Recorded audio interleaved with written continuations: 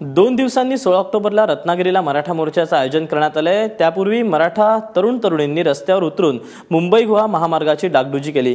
अतिशय दुरावस्था झालेल्या महामार्गावरून मुख्यमंत्र्यांनी 1 किलोमीटरचा तरी प्रवास करावा असं आवाहन या तरुणाईने केले। रत्नागिरी आणि सिंधुदुर्ग या दोन्ही जिल्ह्यातून जाणाऱ्या या महामार्गावरील रस्ता खड्ड्यांमध्ये गायब झालाय। त्यामुळे वाहन चालक आणि प्रवासी यांना नाहक त्रास सहन करावा लागतोय। 1 तासाच्या प्रवासाला दुप्पट तिप्पट वेळ लागतोय। या महामार्गाची देखभाल करणाऱ्या MEP इन्फ्रा या कंपनीला 5 महिन्यांपूर्वी या कामाची वर्क ऑर्डर देण्यात आली होती, मात्र तरीही कुठलंही काम झालेलं नाही। त्यामुळे संतप्त झालेल्या मराठा तरुणांनी बांधकाम विभागाच्या अधिकाऱ्यांना घेराव घातला।